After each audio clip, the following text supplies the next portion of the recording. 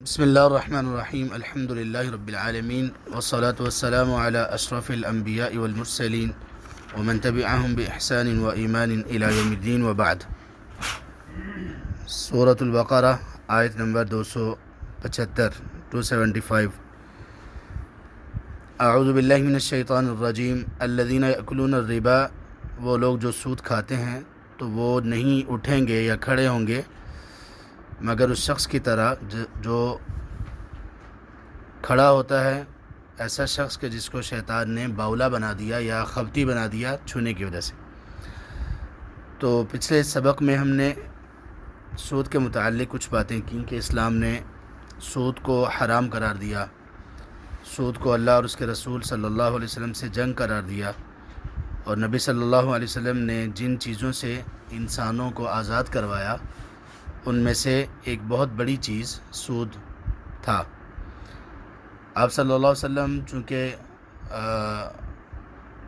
سید اور سردار فیملی سے تھے، آپ قریشی تھے، تو اس فیملی سے تھے کہ جو لوگوں کو قرض دیا کرتے تھے، اور وہ لوگ قرض پر سود بھی لیتے تھے، ان کے آباء و اجداد آپ صلی اللہ علیہ وسلم کے۔ تو حجۃ الوداع کے موقع پر آپ صلی اللہ علیہ وسلم نے فرمایا کہ اب سود میرے پاؤں کے تلے ہے، میرے پاؤں کے تلے ہے، میں اس کو اپنے پاؤں تلے روندتا ہوں، یعنی ختم کر رہا ہوں بالکل سرے سے۔ تو آپ نے منع فرما دیا کہ جس نے سود جس سے بھی لینا ہے ختم، بس اب کوئی کسی سے سود نہیں لے گا۔ آج کی تاریخ میں اس موقع پر سارا سود ختم۔ اور پھر آپ نے فرمایا کہ سب سے پہلے جو میں سود چھوڑ رہا ہوں وہ اپنے چچا کا چھوڑ رہا ہوں۔ تو عباس بن عبد المطلب، انہوں نے کسی سے سود لینا تھا، تو آپ نے فرمایا کہ وہ ختم کر دیا میں نے۔ تو اسی طرح جس کا بھی کوئی سودی معاملہ تھا، اللہ کے رسول صلی اللہ علیہ وسلم نے فرمایا کہ اس کو آج سے ختم کیا جاتا ہے، اور یہ میرے پاؤں کے نیچے ہے، یعنی اس کی ذلت اور اس کی حقارت کو بیان کیا۔ تو ان آیات میں اللہ تعالیٰ نے ایک یہ آیت اور اس کے بعد والی آیات میں اللہ تعالیٰ نے بتایا کہ جو سود کھانے والے لوگ ہیں ان کے لیے کتنی قسم کی اللہ کی طرف سے قباحتیں، سزائیں یا وبال ہیں۔ ایک وبال یہ ہے کہ وہ قیامت کے دن جب قبروں سے اٹھیں گے تو خبتی اور اب نارمل اور پاگل پن کے ساتھ اٹھیں گے، جیسے کہ دنیا میں وہ شخص ہوتا ہے جس پر جادو ہو یا آسیب ہو یا جنات کا، شیاطین کا اثر ہو، اور اس کو کچھ معلوم نہ ہو کہ میں نے کیا کرنا ہے اور کیا نہیں کرنا۔ اسی طرح سود خور شخص دنیا میں بھی ایسے ہی ہوتا ہے کہ رشتہ ناتوں کی اس کو پرواہ کم ہوتی ہے، اور وہ احساسات سے اکثر خالی ہوتا ہے، صرف اس بات کی اس کو توجہ ہوتی ہے کہ کس طرح سے سود لینا دینا ہے اور کس طرح سے اس کو بڑھانا ہے۔ یہ جو سزا بتائی گئی اور پیشین گوئی کی گئی کہ سود خور اس طرح سے اپنی قبروں سے اٹھیں گے، ایسا کیوں ہوا؟ ذالک بانہم قالوا انما البیع مثل الربا، یہ اس وجہ سے ہوا کہ ان لوگوں نے یہ کہا کہ خرید و فروخت، تجارت، یہ بھی تو سود کی طرح ہی ہے۔ یہ اصل میں اعتراض تھا۔ گناہ کا ہو جانا یہ کچھ بعید نہیں ہے، سب سے گناہ ہو جاتا ہے، لیکن گناہ کے بعد اس گناہ کو جائز کرنے کی کوشش کرنا یہ بغاوت ہے، یہ سرکشی ہے۔ تو اللہ تعالیٰ اس پر بڑے سخت ناراض ہوتے ہیں۔ اگر کوئی شخص صرف سود کھاتا ہے وہ بھی قبیح ترین ہے، بہت بڑا گناہ ہے، سود کا لین دین کرتا ہے، بہت بڑا گناہ ہے۔ لیکن اگر ایک شخص دلیلیں دینا شروع کر دے کہ نہیں جی سود ٹھیک ہے، جائز ہے، وہ پھر بڑا خطرناک معاملہ ہو جاتا ہے۔ اور ہمارے ہاں تقریباً ہر بینک والے نے کوئی نہ کوئی فتویٰ کسی کا لیا ہوا ہوتا ہے، دیکھیں جی ہمارے پاس فتویٰ ہے، فلاں نے کہا یہ جائز ہے، فلاں نے کہا یہ جائز ہے۔ اسی طرح انشورنس ہے جو کہ بالکل سود اور جوئے کی ایک قسم ہے، ان کے پاس بھی فتوے ہوتے ہیں، پتہ نہیں کہاں سے وہ لے لیتے ہیں۔ تو اللہ فرماتے ہیں کہ یہ وہ لوگ ہیں جنہوں نے کیا کہا، انما البیع مثل الربا، کہنے لگے خرید و فروخت اور سود میں کیا فرق ہے؟ آپ تجارت بھی تو ایسے ہی کرتے ہو کہ ایک چیز دیتے ہو کسی کو اور اس میں سے پروفٹ لیتے ہو۔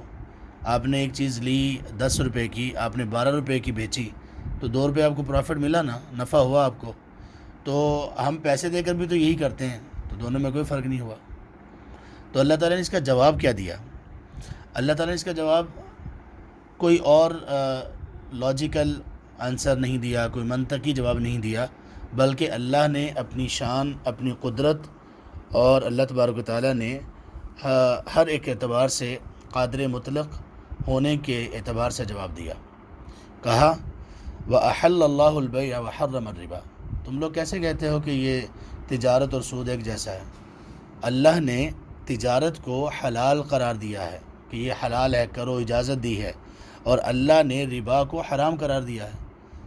یہ ایک بات کافی ہے تم لوگوں کے لیے سود سے بچنے کے لیے اور تجارت کی حلت کا عقیدہ رکھنے کے لیے.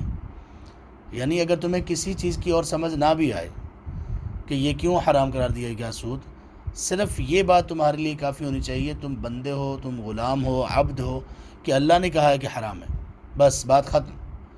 جب اللہ نے کہہ دیا تو وَلَا يُسْأَلُ عَمَّا يَفْعَلُ، اللہ سے پوچھا نہیں جاتا اللہ تعالیٰ کیا کرتے ہیں. ان اللہ یفعل ما یشاء، اللہ تعالیٰ جو چاہتے ہیں وہ کرتے ہیں. تو اللہ تعالیٰ نے کہا کہ اللہ تعالیٰ نے اس کو حرام قرار دیا ہے، تو تم کون ہوتے ہو اس کو حلال قرار دینے والے؟ اسی طرح سے کچھ لوگ اور بھی کہتے ہیں، جیسے کچھ لوگوں نے کہا کہ یہ محرم غیر محرم اس کی کوئی تفریق نہیں ہونی چاہیے، تو باقی سب چیزیں بھی اسی طرح سے ہی ہیں، تو فرق کیا ہے؟ تو کسی نے ان کو بڑا اچھا جواب دیا کہ آپ کا ہاتھ اور آپ کا پاؤں آپ کے جسم کا حصہ ہی ہے، لیکن آپ ہر جگہ پر اپنے ہاتھ کو استعمال نہیں کرتے ہو، ہر جگہ پر اپنے پاؤں کو استعمال نہیں کرتے ہو. جہاں پاؤں استعمال ہوتے ہیں وہاں پہ ہاتھ استعمال نہیں کرتے ہو، جہاں ہاتھ استعمال ہوتے ہیں وہاں پاؤں استعمال نہیں کر سکتے ہو. آپ کھانا کھاؤ اور کھانے کے لیے آپ پاؤں کا استعمال کرو، ایسا نہیں ہوگا. اللہ نے ہر چیز کا استعمال بتا دیا ہے کہ کس چیز کا کیا استعمال کرنا ہے. تو اسی طرح سے رشتے، ناطے، تعلقات، خرید و فروخت، تجارت، کیا کھانا جائز ہے، کیا کھانا جائز نہیں ہے، کیا حلال ہے، کیا حرام ہے، یہ تمام چیزیں اللہ تعالیٰ نے بتا دی ہیں. تو جب اللہ مالک الملک نے یہ کہا، وہ اللہ جس نے آپ کو پیدا کیا، عقل اور شعور دیا، اس نے کہا کہ یہ سود حرام ہے تو سود حرام ہے. تو اللہ تعالیٰ نے یہاں پر اپنی قدرت اور اپنے رعب اس کا جواب ان کو دیا. ورنہ سود کی حرمت میں جو حکمتیں ہیں بے شمار ہیں، بیان کی جا سکتی تھی. جیسے ہم نے اس سے پہلے والے حلقہ میں کل ہم نے بات کی تھی کہ کیا کیا حکمتیں ہیں سود میں، اور کس طرح سے سود کے ساتھ انسانیت کو جکڑ لیا جاتا ہے، اور سودی کام کرنے والے یا سود دینے والے، سود کا نظام پھیلانے والے، انہوں نے کس طرح سے دنیا کو جکڑ رکھا ہے. بہت ساری حکمتیں ہیں. لیکن یہاں پر جو لوگ اس سرکشی پر اتر آئیں کہ وہ یہ کہیں کہ خرید و فروخت، تجارت اور سود میں کوئی فرق نہیں ہے، تو ایسے لوگوں کو پھر دلیلیں نہیں دیتے، ایسے لوگوں کو چپ کرواتے ہیں. چپ، پیسے کی تیسی تمہاری، ایسے کرتے ہیں ان کے ساتھ. عمر رضی اللہ عنہ کے پاس ایک شخص آیا، صحیح بخاری میں یہ واقعہ ہے غالباً، تو وہ تقدیر کے بارے میں اس کے ذہن میں شکوک و شبہات تھے. تقدیر اللہ نے اگر لکھ دی ہے تو پھر ہمارا کیا قصور، اس طرح کے کچھ لوگ اس وقت پیدا ہو گئے تھے. تو وہ آیا، عمر رضی اللہ عنہ نے سمجھانے کی کوشش کی تو اس کو بات سمجھ نہیں آئی، تو انہوں نے لاٹھی منگوائی، چھڑی چھوٹی سی، تو اس بندے کے سر پر مارنا شروع کر دی. مارتے گئے یہاں تک کہ وہ بولا امیر المومنین سمجھ آ گئی مجھے، کہا چل نکل جا پھر یہاں سے، اب دوبارہ کوئی ایسی سوچ نہیں سوچنی. تو کچھ لوگوں کا علاج ہی یہ ہوتا ہے. تو اللہ تعالیٰ نے کوئی دلیل نہیں دی ان کو کہ کیوں سود حرام ہے. کہا حل اللہ البیع وحرم الربا، بھئی اللہ نے حلال قرار دیا تجارت کو اور اللہ نے حرام قرار دیا سود کو، بس یہ کافی ہے تمہارے لیے. فمن جاءہ موعظۃ من ربہ، سو وہ شخص کے جس کے پاس اس کے رب کی طرف سے نصیحت آ گئی. مراد یہ ہے کہ جو شخص سود میں ملوث تھا، پھر اس کو پتہ چلا کہ اسلام کا حکم تو یہ ہے کہ سود کھانا، کھلانا، سود دینا، لینا، سود کی گواہی دینا، سود کے کام میں شرکت کرنا، جاب کرنا، سب حرام ہے. تو پھر اس نے جیسے ہی یہ نصیحت رب کی طرف سے آئی اور اس نے یہ جان لیا کہ سود میں کتنی قباحت ہے، فانتہا، تو وہ رک گیا، باز آ گیا. فلہ ما سلف، تو اس کے لیے وہ ہے جو گزر چکا، اس کے لیے وہ ہے جو گزر چکا. اس کا مطلب یہ ہے کہ جو گزر چکا اس کو معاف ہے، اللہ اس کو معاف کر دیں گے. یعنی جیسے اس کو نصیحت کا پتہ چلا، حکم کا پتہ چلا، تو وہ رک گیا، فانتہا، رک گیا، تو اس کو جو گزر گیا معاف ہے. وَأَمْرُهُ إِلَى اللَّهِ، اور اس کا معاملہ اللہ کی طرف ہے. صاحب کا اس کا معاف ہے اور اللہ کی طرف ہے کہ اللہ تعالیٰ اس کو کس طرح سے معاف کرتے ہیں. وَمَنْ عَادَ، اور جو کوئی لوٹا، یعنی نصیحت آ جانے کے بعد بھی اس نے دلیلیں دینا شروع کی، عذر پیش کرنا شروع کیے، نہیں یہ مسئلہ ہے، مجبوری ہے، فلاں ہے، کوئی بات نہیں، وہ اس طرح کا سود حرام ہوتا ہے، اس طرح کا حلال ہوتا ہے، یہ اسلامک بینک ہے، یہ فلاں بینک ہے، یہ ایسا ہے ویسا ہے۔ اس نے کوئی بھی ایسی دلیلیں دینا شروع کی، ومن عاد، اللہ کی طرف سے نصیحت آ جانے کے باوجود وہ اگر سود کی طرف لوٹا، فاولئک اصحاب النار، تو یہی لوگ ہیں جو جہنم والے ہیں، آگ والے ہیں، ہم فیہا خالدون، اور وہ اس میں ہمیشہ رہیں گے۔ یہ جو ہمیشہ کا لفظ ہے، اس پر اہل علم نے کہا کہ کس قدر بڑی قباحت اور کس قدر بڑا گناہ ہے اس کا، کہ اللہ تعالیٰ نے سود کھانے پر، سود میں ملوث ہونے پر، سود کو تجارت کے طرح کہنے پر اللہ تعالیٰ نے کہا کہ یہ جہنم میں ہمیشہ رہیں گے۔ حالانکہ ہمیشہ جہنم میں رہنے والا صرف وہ بندہ ہے جو کفر پر مرا یا شرک پر مرا، اس کے علاوہ باقی تمام لوگ اللہ تبارک و تعالیٰ جب ان کو چاہیں گے جہنم سے نکال دیں گے۔ لیکن کچھ ایسے گناہ ہیں جن پر کہا گیا کہ وہ ہمیشہ جہنم میں رہیں گے۔ ان میں سے ایک گناہ سورہ نساء میں ہم پڑھیں گے، اللہ تعالیٰ نے فرمایا وَمَنْ قَتَلَ مُؤْمِنًا مُتَعَمِّدًا فَجَزَاؤُهُ جَهَنَّمُ خَالِدًا فِيهَا، جس شخص نے کسی مومن کو جان بوجھ کر قتل کیا بغیر کسی جرم کے، تو اس کی سزا بھی جہنم میں ہمیشہ رہے گا۔ اور ایک یہ سود ہے کہ اس کے بارے میں بھی کہا کہ جہنم میں سزا اور ہمیشہ رہے گا۔ مراد اس سے قباحت ہے کہ اس قدر اللہ تبارک و تعالیٰ اس بندے سے نفرت کرتے ہیں۔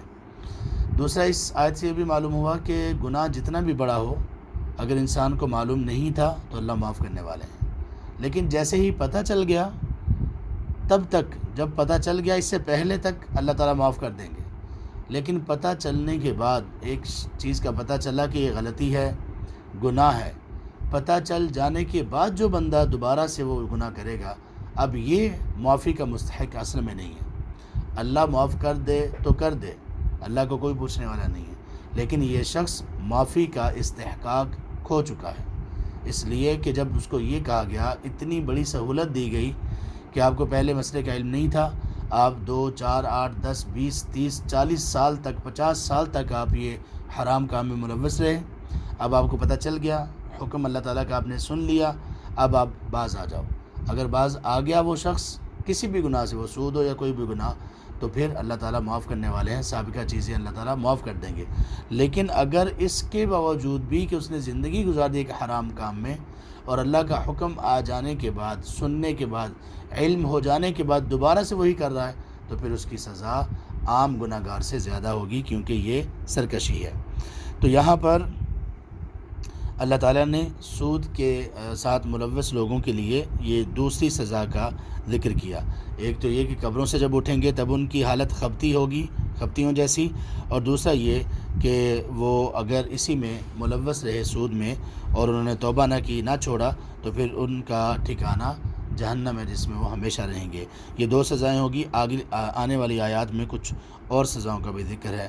اللہ ہم پر رحم کریں، اللہ ہمیں معاف فرمائیں، اللہ تعالیٰ ہمیں توفیق دیں کہ ہم واقعی ایسے مومن بنیں کہ جب اللہ اور اس کے رسول کی طرف سے کوئی بات ہم تک پہنچے تو ہم فوراً تسلیم کر لیں اور اس کو مان لیں اور فوراً اس کے مطابق عمل کریں۔ یہی ایمان ہے۔ اگر یہ نہیں تو ایمان نہیں۔ اللہ ہمیں نافرمانی سے، کفر سے، بغاوت، سرکشی سے اور ہر طرح کی اپنے اور اپنے رسول صلی اللہ علیہ وسلم کی نافرمانی سے ہمیں محفوظ رکھے۔ آمین یا رب العالمین۔ سبحانک اللہم و بحمدک، اشہد ان لا الہ الا انت، استغفرک و اتوب الیک۔